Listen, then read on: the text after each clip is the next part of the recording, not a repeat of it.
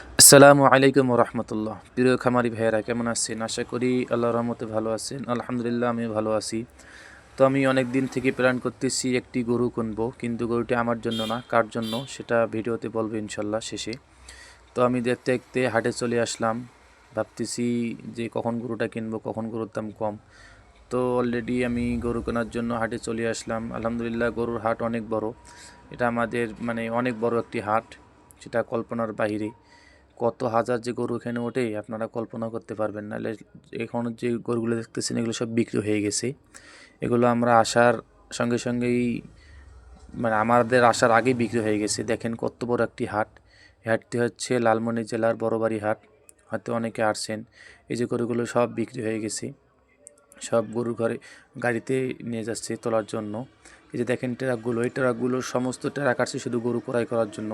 বিভিন্ন জেলা থেকে এই ট্রাকগুলো বিভিন্ন ব্যাপারীরা নিয়ে আসছে, কুমিল্লা, চাঁদপুর, নোয়াখালী, ঢাকা, বিভিন্ন জেলা থেকে আসছে আর কি এরা গরু ক্রয় করার জন্য, তাই আর কি। তো আমাদের গরু কেনার প্ল্যান হচ্ছে গাই গরু, মানে হাড্ডি এরকম ফ্রেম দেখে গরু কিনবো শুধু মোটা তাজা করার জন্য। 2 মাসে যেন মোটা তাজা করতে পারি, এই প্ল্যানে একটা গরু ক্রয় করার চিন্তা ভাবনা। তো আমরা গরু দেখতেছি কোন গরু নেওয়া যায়। তো অনেকে বলেন যে ভাই গরুর দাম এখন কম কম, কিন্তু ভাই আমি যা বুঝলাম এই গরুর লাইনে সেক্টরে এসে, যে বেচতে গেলে কোনো গরুরই দাম থাকে না, সারা বছরেই দাম থাকে না, আর যদি কিনতে যান সারা বছরেই দাম। এ হচ্ছে গরুর জগৎ, আমি যা বুঝলাম আর কি। তো আমার বাবাকে নিয়ে আসছি, যে আমার বাবা দেখতেছেন গরু দেখতেছি, পাশাপাশি আমিও দেখতেছি, মাঝে মধ্যে একটু ভিডিও করতেছি। তো এই গরুটা আমার দেখতেছি দাঁত কেমন, দাঁত কি। এটা হলো গরুর গায়ের জায়গা আর কি। এই জায়গাটার মধ্যে সমস্ত থাকে গাই। তো এই সাইডগুলো হচ্ছে বড় বড় আরিয়া, যেটা মাংসের গরু। এই আর কি হাট আমাদের, আমাদের বাসা থেকে অনেক দূরে হয়, প্রায় 35 কিলো। তারপরও আমরা হাটটাতে যাই, কারণ এই হাটে গেলেই বিভিন্ন কোয়ালিটির গরু থাকে।